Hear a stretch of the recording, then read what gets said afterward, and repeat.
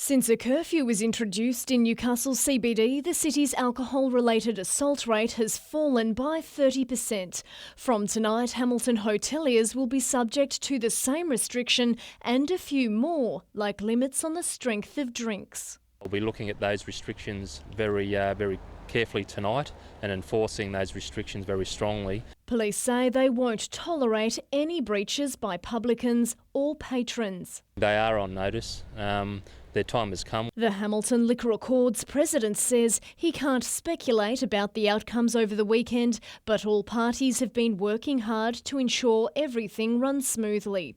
The start of Hamilton's lockout coincides with a police blitz on drunken violence and antisocial behaviour across Australia and New Zealand. Operation Unite is also being supported by the Salvation Army. Salvation Army sees the results of alcohol abuse, and we are very concerned about how that impacts people, and anything the police can do to alleviate some of that, the results of that is very much appreciated. Madeline Bond, NBN News.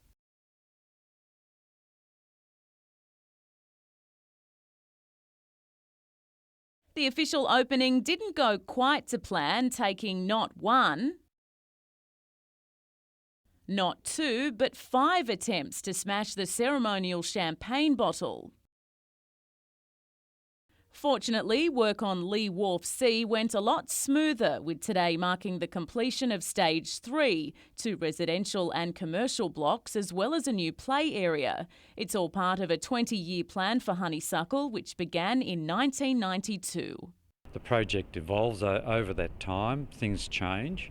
But I think, and the community surveys show, that the community is very supportive of the project and what has been happening.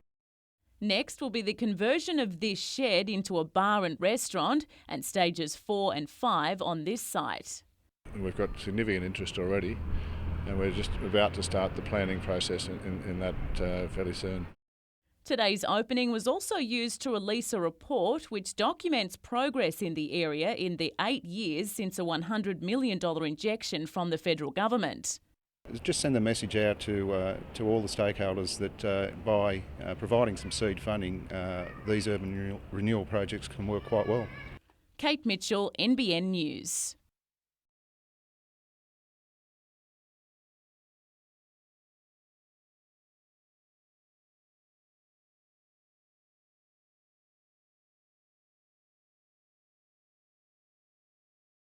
They always highlight where difficulties may occur if you do nothing.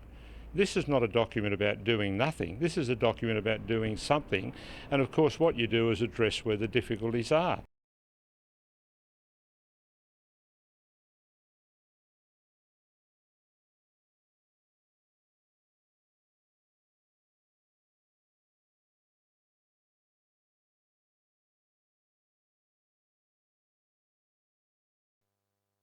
When the earth shook in Newcastle in December 1989, parts of the Newcastle Workers' Club collapsed with deadly force. 9 bodies were pulled from the rubble. For several years afterwards, engineers were puzzled as to why the building's structure had failed. No witnesses had been found who actually saw the walls fall. That was until structural engineer Rob Melchers from the University of Newcastle found 2 Hunter Water employees who'd been working beside the club with this crane before it was showered in bricks.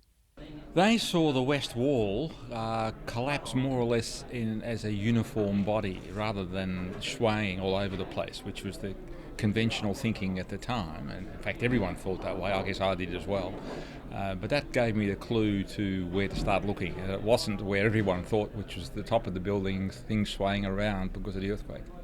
Almost 20 of the building's supporting cement columns seemed to have vanished in the rubble. We focused on the role of the columns, and eventually that led to the realisation that at least 1 or 2 of the critical columns were below strength, shall we say. Professor Melchers believes if the columns had been reinforced according to the plans, it's likely the structure and those inside it would have survived. The fact that it therefore failed when none of the other buildings around it had a serious problem suggested that there might have been something wrong, either locally in the ground, which is what a lot of people thought, because of faults or something like that, or there was something wrong with the building. And in the end, that's the conclusion we came to, and it's pretty clear. The revelations came as part of this weekend's Earthquake Engineers Society annual conference, which will feature a free community forum at Christchurch Cathedral from 3:30 tomorrow afternoon. Paul Lobb, NBN News.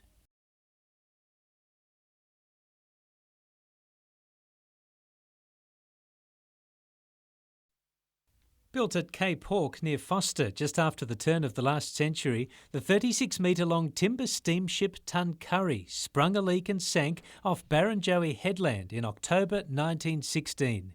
And these pictures from the deep are the first anyone has seen of her since. Sitting proudly on the sea floor is the ship's boiler. Well, that's common to the ships of that era. And behind it is the engine usually. It's usually a two-cylinder steam engine. Driven by one propeller. Also in front of, on the wreck itself, you can see that it looks like a whole heap of rocks, but they're not. There's bags of cement. The ship was carrying 150 tonnes of cement for construction, and they also were carrying 100 cases of dynamite and a few hundred cases of whiskey.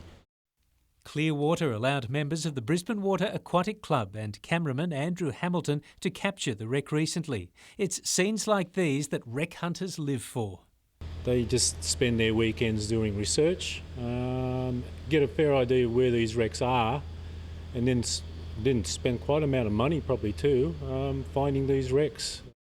The captain and his 10-strong crew all escaped the sinking Tuncurry, leaving her remnants to be found all these years later. Paul Lobb, NBN News.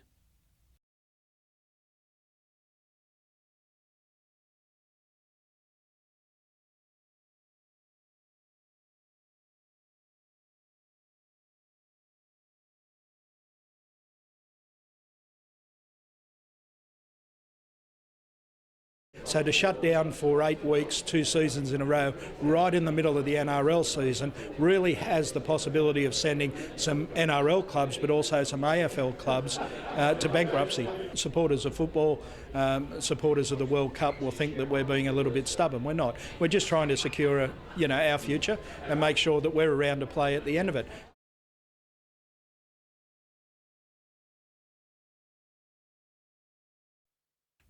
There was some supersized service as Knights players helped their latest sponsor. No complaints in drive-through either. Skipper Kurt Gidley got in on the act. It's the first of 2 major deals for the Knights, with another expected next week. We're linking with some very, very big brand names, and that was a strategy that we worked out a couple of years ago and targeted these companies. From burgers to basketball, and it was finals day at the Australian All-School Championships at Broadmeadow, and that brought out all sorts. In the men's championship division, Victoria's Caulfield Grammar defended its title against Willetton 52-46. Meanwhile, a number of Hunter schools also fared well at the week-long event, with 2 winning their respective divisions. Lambton High claimed the Senior Girls 2 title, while Francis Xavier Senior Boys won Division 4. And the time-honoured Newcastle Cup features at the International Paceway tomorrow night. It's a standing start race. This is the 52nd Newcastle Cup, so it makes it the longest running cup race in New South Wales, one of the longest in Australia. Track specialist Special Albert has only lost here once and is considered a strong chance.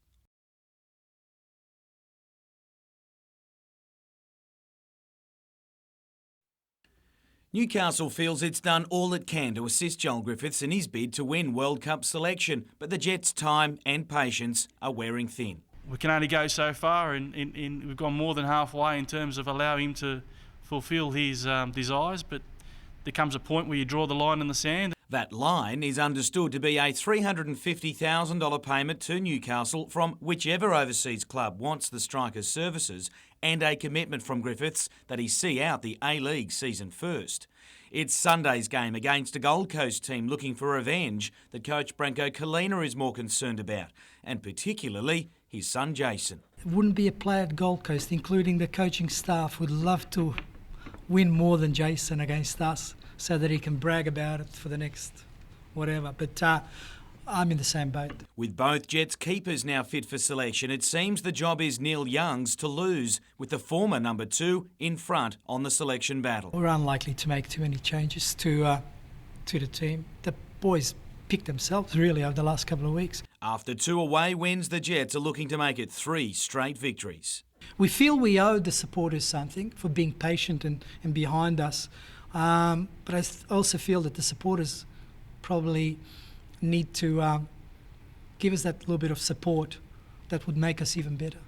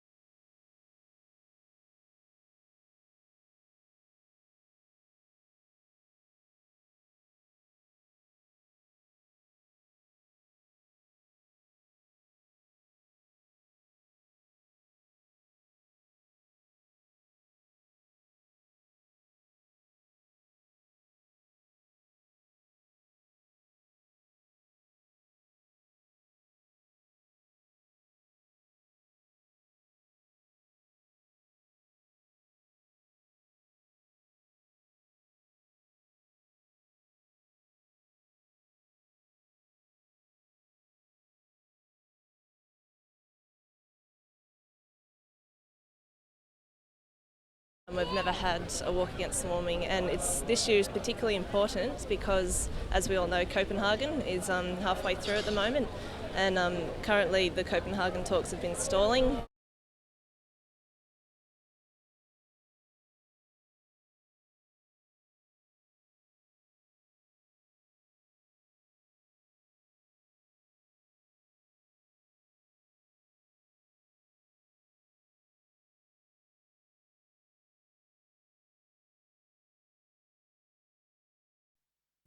"70 years on and business is still booming. Ivor Davies has been helping Mayfield residents find the perfect fit since his family's business opened in 1939. I'm very excited about it. I don't think many businesses achieve the milestone that we have, and to be 70 years in one suburb is really quite significant. And Davies' Shoes has faced plenty of challenges. The 1989 earthquake, 2007 floods, not to mention the global financial crisis. We have, and we've weathered them well. But I think it's all just dedication to the cause. That dedication doesn't go unnoticed. Faye Saxby travelled all the way from Maitland just for Ivor's expertise. It's really good, and I can tell that he's got lots of experience. But customers aren't the only ones loyal to the store. Today, the shop's oldest surviving staff member, 82-year-old Margaret Bevan, returned for the celebrations. It's quite a thing, isn't it? I mean, 70 years in the one business. And just what is the Davies' secret to success? Have the passion and stick with your initial ideas. Don't deviate. And what would any birthday be without cake? Madeline Bond, NBN News. It's a far cry from the US tour, but Sarah Kemp enjoys these events almost as much. Having just secured her playing rights in America for another year, Kemp has returned home in good form and well placed to chalk up a 7th domestic win. Yeah, I had 4 under today, played really well on my front 9, kind of lost the swing out the back a little bit but managed to hold in there, so no, I'll take that today. It could have been even better. An eagle chance on 17 would have seen her equal the course record with a hole to play. Heading for a holiday after this, she could round out her best year so far on a great note. When it's break time, it's really break time for me. I won't touch a golf club, so I'll pick one back up probably in the second week in January, something like that. But no, this is probably my favourite time of the year. Among the challengers, Bree Turnbull. She carded a first round 69 to be a stroke behind the leaders and with a big chance tomorrow as well.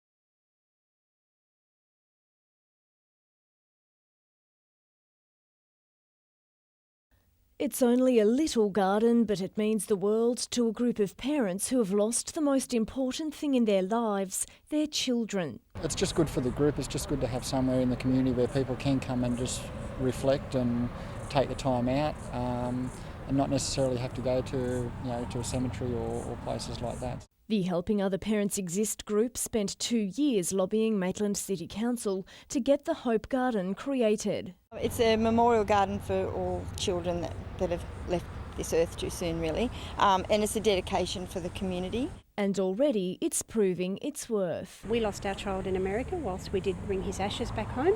It's an extra place for us to have to go. The garden opens to the public during a candlelight vigil tonight. Madeline Bond, NBN News.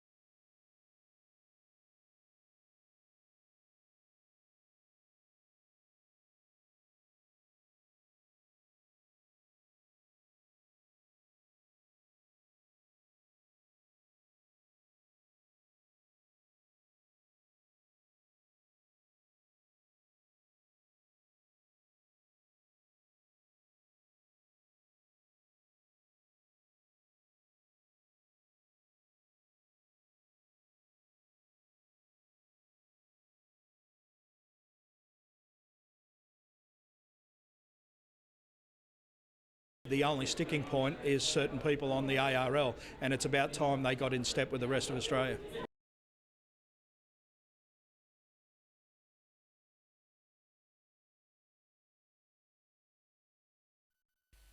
Victorian Jodie Fleming was still smiling about her opening round. Signing for a 6 under 66, it's the best score at Branxton for a female. As a pro, you really, you don't get to hold many course records, so it's really nice. So it's the first one, so it's good. It also meant playing alongside Sarah Kemp, a 6-time ALPG event winner and US Tour regular. It's quite nice to be, playing alongside her today and to see how her game's going and to see where I'm at. The overnight leader made a nervous start. In trouble on 2, her lead was halved, as the challenges came from all angles. But her main problem was her playing partner. Kemp's precision paid off on the 3rd as she gave herself a chance of eagle. When she rolled that in, Kemp assumed the lead, and from there it was game on.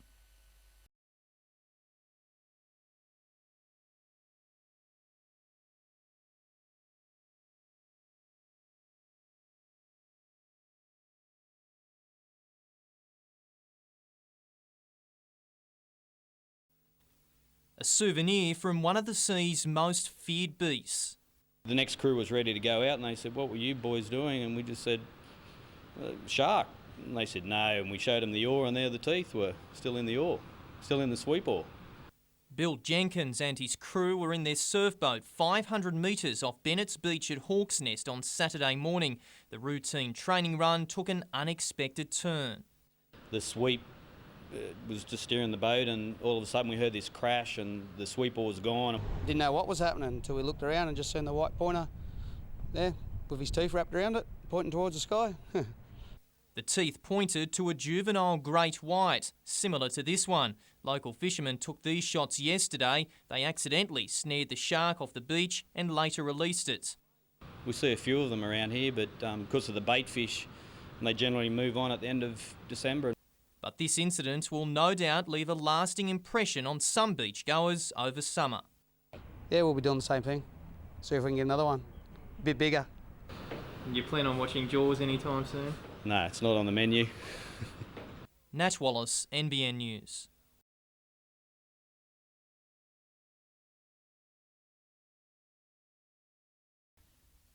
Hundreds of drivers heading to and from Newcastle via Maitland Road were turned around at Hexham as the major thoroughfare was blocked in both directions for about 4 hours. The cause of the chaos, a stray spark in a mechanic and smash repair business which burnt through the gas lines of a nearby oxyacetylene cylinder set. It created the potential for a large explosion, so an exclusion zone was set up. Within that 200 metre zone, and the cylinder, if it ignited, had the potential of landing on a passing car. Fire crews poured water on the cylinder as part of the cooling process. We conduct regular temperature checks to see if the cylinder is cooling. Those checks have regularly failed. It's been continuing to be breaking down internally, and which increased the potential of explosion. But the risk of an explosion was alleviated late in the day and Maitland Road is now open. Some businesses in Hexham will remain closed this evening.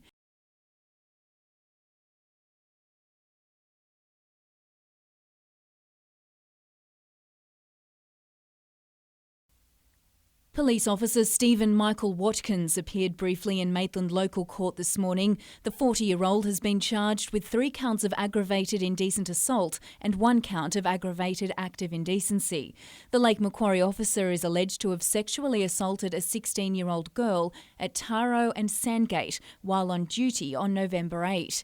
It's alleged that she was under the authority of Stephen Watkins in that he was a police officer and the alleged victim was in his care. Watkins is alleged to have placed the girl's hand on his groin, grabbed her breasts and placed his hand on her groin area. Before the case was adjourned to Newcastle on February 10, Police Prosecutor Brian Petheram requested a fast-track order on DNA results relating to the case.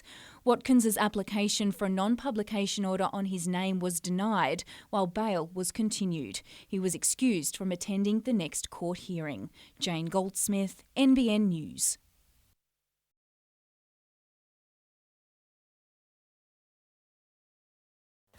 Saturday night was sheer chaos outside Wyndham Estate. Concert goers became stuck in traffic or were forced to walk several kilometres to the vineyard to see Human Nature and Smokey Robinson perform. Many were turned away at the gate amid revelations New Vine Entertainment had given away thousands of extra tickets. Now tourism managers fear the incident could blight wine country's reputation. It is unfortunate, very disappointing for us, and we certainly hope that the public don't see this as an adverse reason for not coming and visiting us for concerts in the future. But that's exactly what's happened. In an email to NBN News, one concert goer wrote, "I will never attend another event at the wineries," while another said it was an absolute disgrace, the most ridiculous and worst event ever organised. Then there was this. This episode is a total disgrace. No way to treat decent people. Wyndham Estate says it will never let anything like it happen again. Look, we had really no way of anticipating what could have happened. We've got a tremendous amount of sympathy for everyone affected.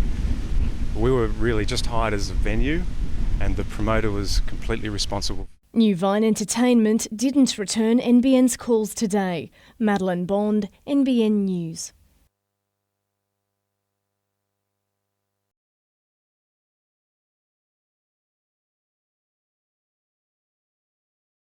This is the KidSafe Hunter dream, and it's never looked more remote. The committee has put its plans for a child safety centre on hold after years of fruitless lobbying for funding. Neither federal nor state government has seen fit to give us any money towards this extremely valuable project. The community has raised $200,000 of the more than $1 million price tag.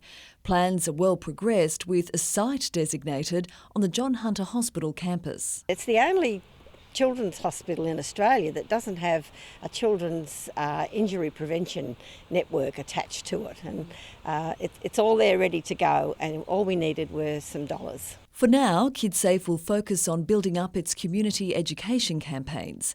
And to that end, the organisation has secured some high-profile help. Renowned entertainer Kamal, who performed at last night's Spears Point Carols by Candlelight, is donating profits from the sale of a Christmas CD to KidSafe. I know there's a lot of grandmas out there that would just love to have a Kamal CD. KidSafe is selling the CD and will use the proceeds to further its work in preventing childhood injury.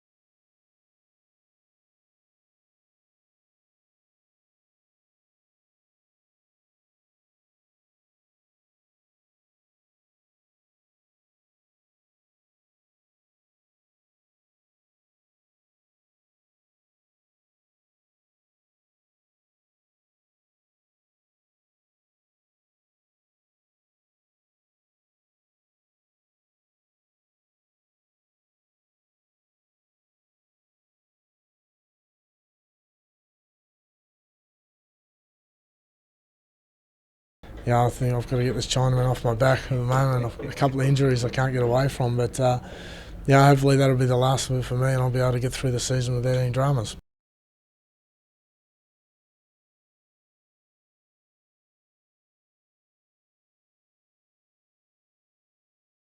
The next 8 weeks will be a long sort of period, but yeah, I think it'll just make me even more hungrier to rip in for us next season.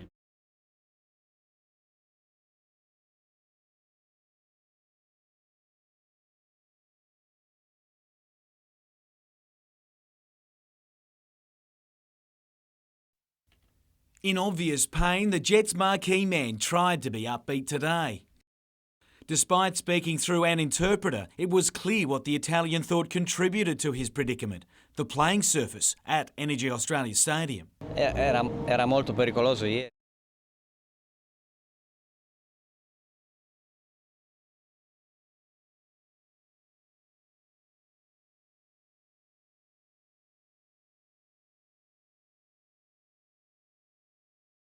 It's not the first time the state of the ground has come under question, and now the Italian believes it's cost him dearly. No, io penso che the timing of it's not good, because certainly we were just about to have discussions regarding next season's contract, etc. But in terms of career ending, doesn't think so. He doesn't think that his career ends here. His injury soured an otherwise great night for the Jets, whose third straight win lifted them into fourth on the ladder. They next host North Queensland, but have also lost Ben Kedarovsky for that game due to an automatic 1-week suspension for a fifth booking. Already without Michael Bridges and now Vignaroli, getting 4 straight wins just became that much harder. The team doesn't depend on one player. The team will still perform without Fabio. He'll still be here supporting the boys. Jim Callanan, NBN News.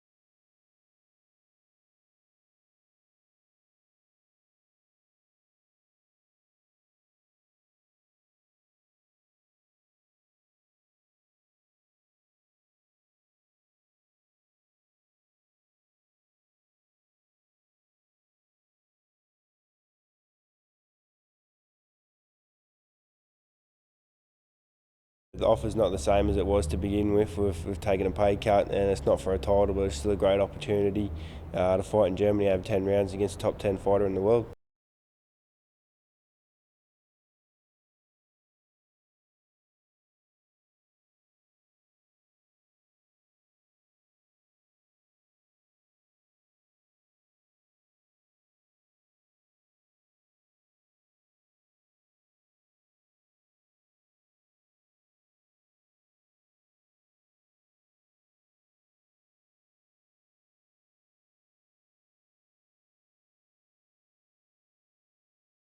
Christmas Bear. That's a good name. And do you love her? Yes.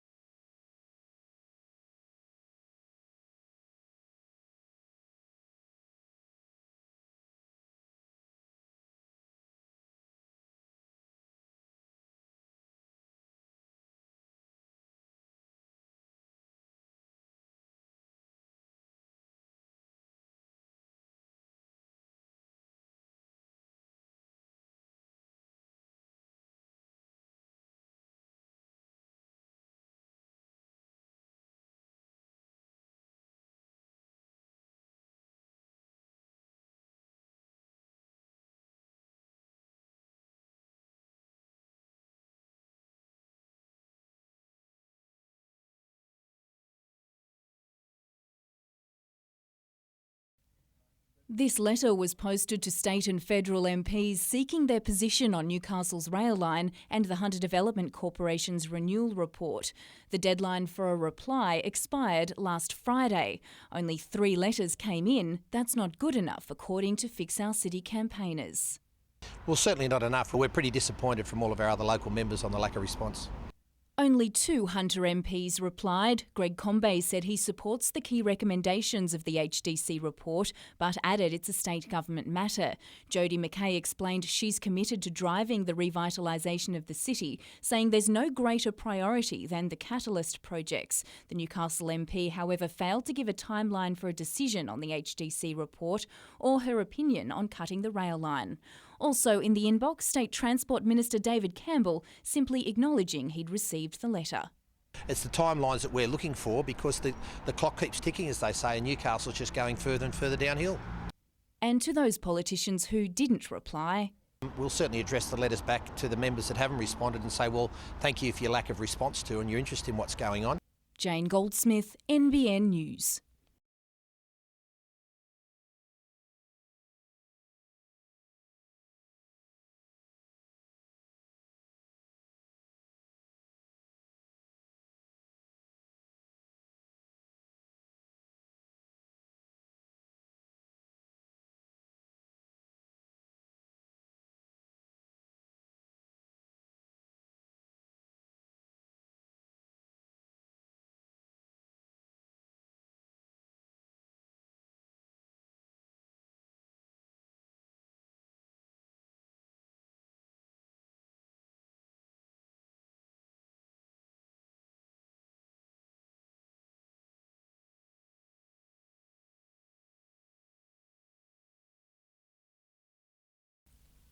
Waratah Fire Station was closed almost 18 months ago after asbestos was found in the building. The station's 16 firefighters were temporarily relocated to Toronto.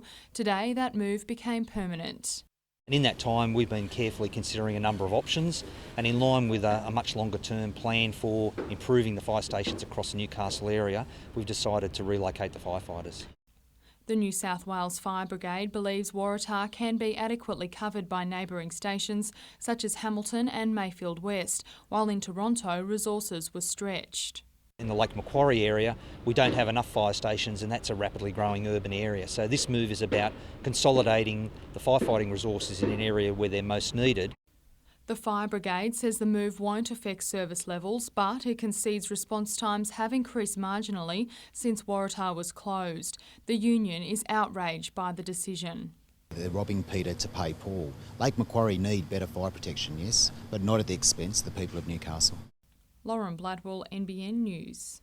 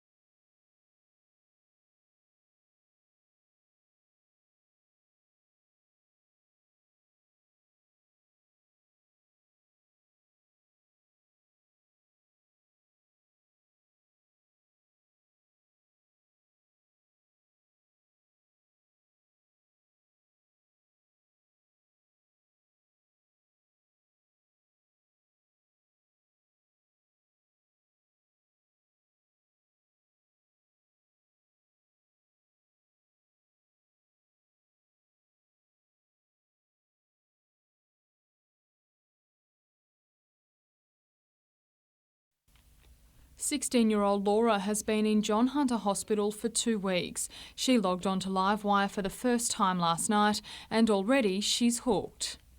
As soon as I signed up, just went straight into the games, and they're addictive. I must say, they're good.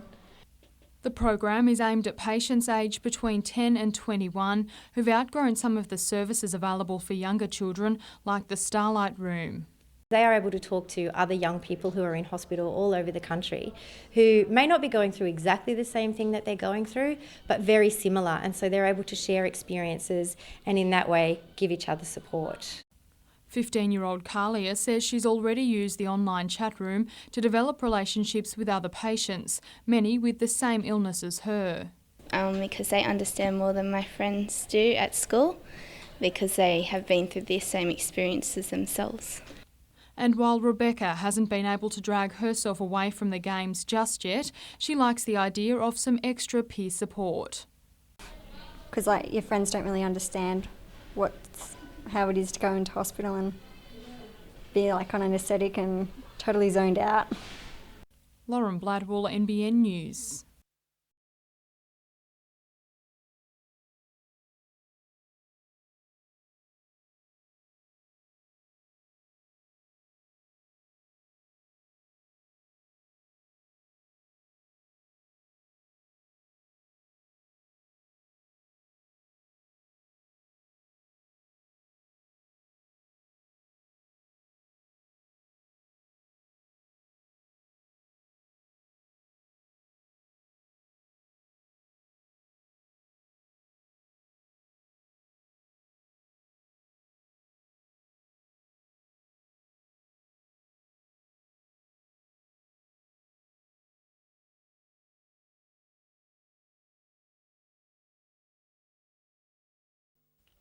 There was just no hiding it.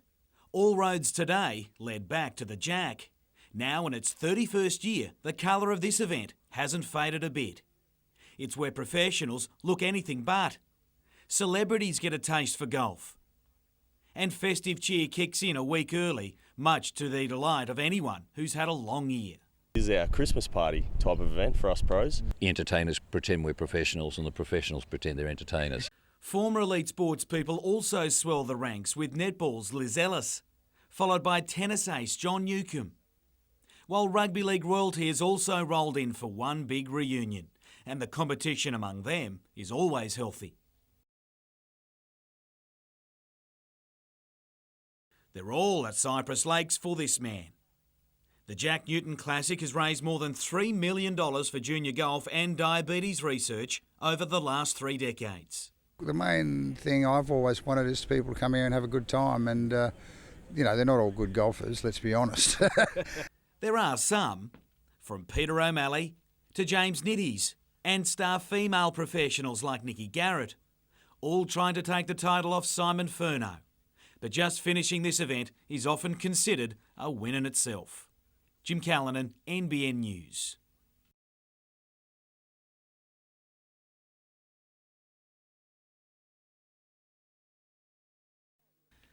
As a golfer, Joel Griffiths makes a great footballer, but if he's to be a World Cup one, he knows he needs to be playing overseas. Good 6 months till the announcement, and I'd really like to give myself every possibility. I don't want to die wondering. Problem is, he's contracted to the Jets and remains in the middle of protracted negotiations between them and Beijing Grow On, the Chinese club he was loaned to. The Jets would prefer he play out the current A-League season and then take flight. That's impossible, according to Griffiths. I don't think Beijing will go for that. It's pretty much a dead rubber if that's the case, because they pay X amount of dollars, and you want to be fully eligible for the games in the ACL. Either way, he feels his time as a Jet has already passed. I think the Jets fans have moved on, and I'm not saying that I'm not going to come back to Newcastle and play, but I think for now, I think my future is elsewhere. As for Newcastle, they must back out from losing their current marquee man Fabio Vignaroli for the season, but Griffiths is backing them on that front. They've got a lot of good players that can fill that position, and and there is room for a guest player as well. Ironically, money made from a Griffiths transfer fee could well fund that.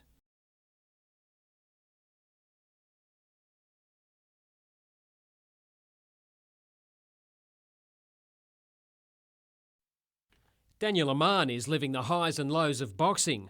A fortnight ago, he was left shattered. He'd knocked back a lucrative fight in Germany to feature in the heavyweight explosion in his hometown, only to have the latter cancelled. But fortune smiled on Aman. He'll take on fancied Russian Alexander Alexeyev on Saturday in Hamburg. If I beat this guy, it'd make me a genuine contender, and you never know. If you have to be in that position to be even eligible for a world title shot, and it would make me eligible, so anything could happen from there.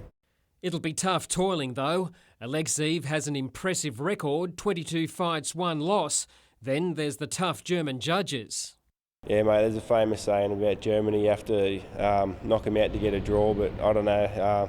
I've always been pretty lucky with my decisions and that. I haven't had any rough shakes really. Hopefully I get treated all right over there. He's not ideally prepared for the fight of his life either, after peaking a fortnight ago. Regardless, Aman knows it's a rare shot at the big time. I expect him to be the hardest fight in my life, but I'm looking forward to it. Blake Doyle, NBN News.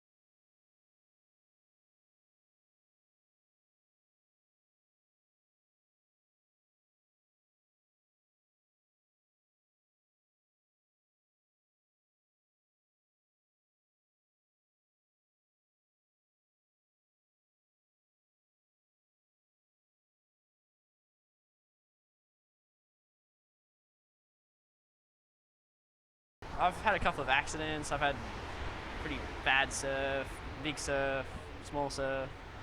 It's been very messy through the summer, and yeah, it's been alright. It's been fun.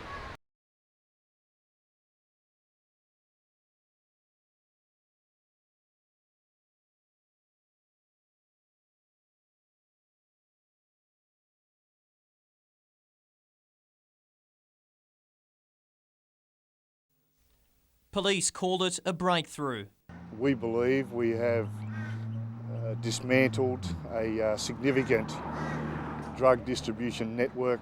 At the centre of the allegations, Newcastle Knights star Danny Wicks. The forward was arrested in the driveway of his Lake Macquarie home this morning before being questioned over 4 hours at Belmont Police Station. He emerged charged with 6 counts of supply and 2 counts of possessing a prohibited drug. At the same time, his brother Brett and sister-in-law Tristan Davenport were arrested in Grafton, while another man was arrested in Newcastle. Wicks's lawyer applied for bail for his client at Newcastle Court, but police wanted the NRL player behind bars over Christmas. Police alleged they've recovered hundreds of ecstasy pills and speed, and that Wicks fled from police after being pulled over with drugs in his car last month. Magistrate Sharon Holdsworth described the evidence, consisting of phone recordings, as significant. She granted strict conditional bail. Wicks is not to make contact with 5 people, including Knight's teammate and former housemate Chris Houston, who could appear as a witness. The 24-year-old will contest the charges. He's going to fight the charges? Yeah, at this stage he is. Yep. Which I think is one reason he was given bail. Wicks's 3-year, $200,000 league contract hangs in the balance. We have stood Danny down effective immediately and indefinitely, pending the outcome of the investigations. Nat Wallace, NBN News.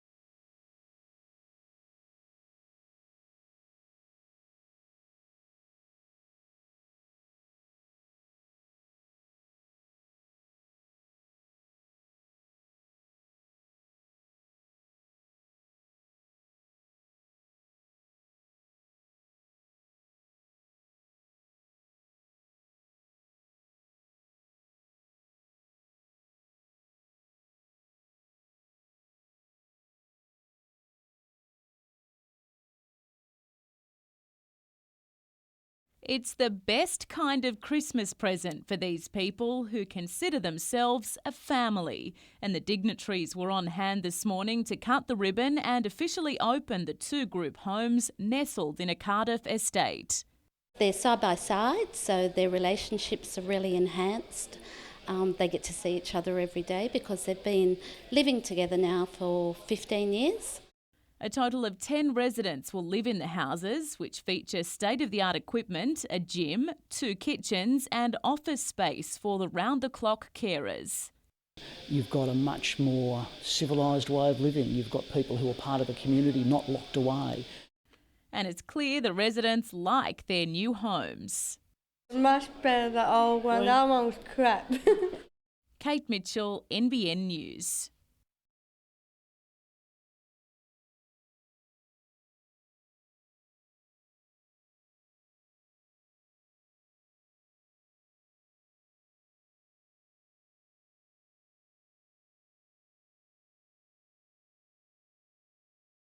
I think my average so far is 92.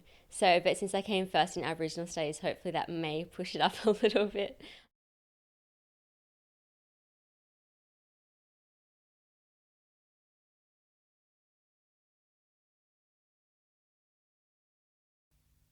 Just days ago, Danny Wicks was a relaxed member of the Newcastle squad at a publicity shoot. Now his career hangs in the balance. If charges are laid and proven, then I don't think he has a place in our game. It's been a tough year for the Knights public relations team, forced to deal with a handful of off-field incidents. Club CEO Steve Burriston is confident this is an isolated matter. We don't believe that there is any involvement from any other player, nor do we believe that we have a drug culture in our club. We do test more than any other club in the NRL.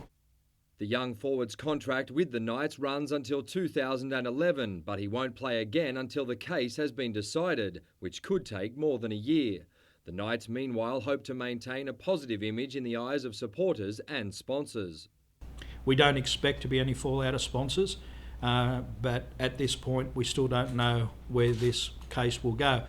Mitchell Hughes, NBN News.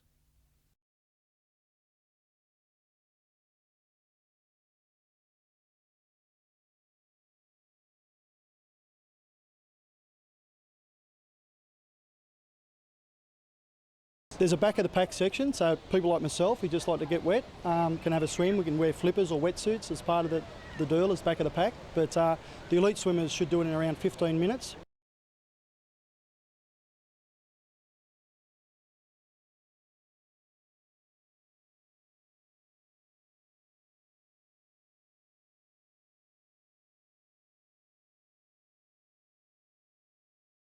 The Newcastle Knights arrived for training without two big names. The club says Chris Houston was undergoing physiotherapy a day after being named as a possible witness in the Danny Wicks case. His teammate and former flatmate remained behind bars. 24-year-old Wicks, who's facing 6 counts of supplying drugs and 2 of possession, couldn't come up with a $30,000 bail last night or the $50,000 surety. His friends dropped off his passport while his Grafton-based father paid the bill. Wicks finally emerged at 1:20 this afternoon in the back of a 4-wheel drive. He headed to his Lake Macquarie apartment and will have to report to police daily. The case is back in court on the 3rd of February. Police say the investigation is still open. Last night in Grafton, a 22-year-old man and a 25-year-old woman were charged with supplying a prohibited drug. Detectives aren't ruling out that Wicks could have supplied his rugby league teammates. The Knights tried to focus their attention on a Christmas party for sick children. Pretty much, we've distanced ourselves from it, and I suppose the club's doing what they have to do about it, and we're just doing our jobs. Players are confident there'll be no more dramas before the football season begins. Nat Wallace, NBN News.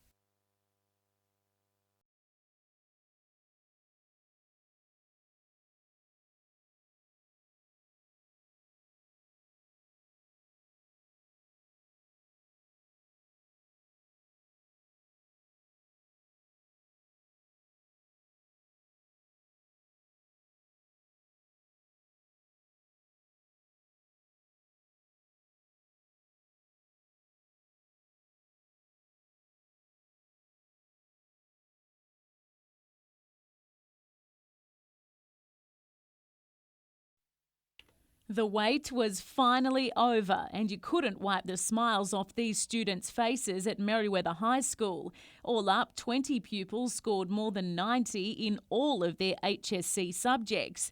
Members of this elite group proudly boast Australian tertiary admission ranks of more than 99. 99.85. 99.6. 99.1. So Very happy? yeah, stoked. Yeah, I got 100 in Extension 1 mathematics. How did you manage that? I don't know, it was a big shock. I wasn't expecting it at all. The students did very well in 2008 and they've done even better in 2009. The students have worked really hard for these results and now they're reaping the rewards. The Hunter School of the Performing Arts also has reason to celebrate, having recorded the highest number of top achievers in the Hunter, with 8 students in the top group of their subjects. They showed off their results to teachers and peers this morning.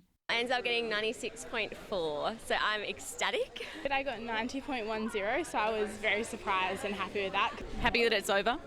Yes, I would never do the HSC again in my life, never. Kate Mitchell, NBN News.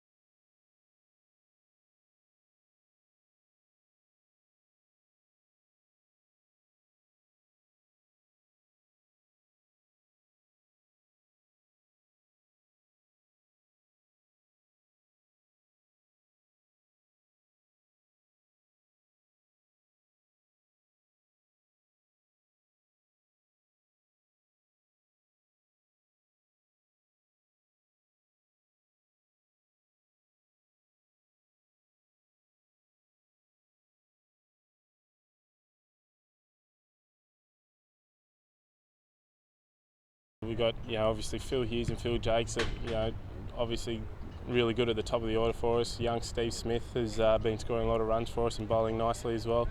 Everyone seems to be chipping in at different stages and doing well. It's just a matter of getting the results now.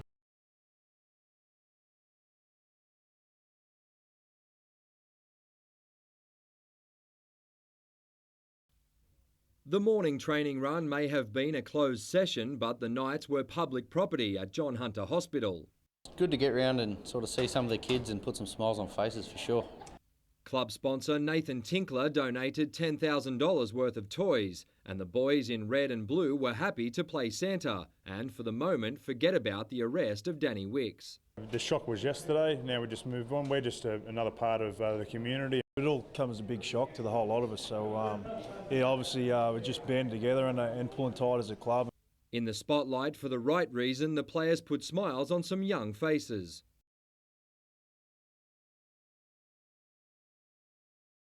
With court proceedings for Wicks expected to play out for some time, the team is facing the prospect of being a man short for the NRL season, but players believe the club will cope. As you know, every year we get injuries and all that sort of stuff, so we can just look upon it as we've lost a player through injury and all that sort of stuff. The club lost himself last year through injury, Dan Toller, so there's nothing the club can't handle in that respect.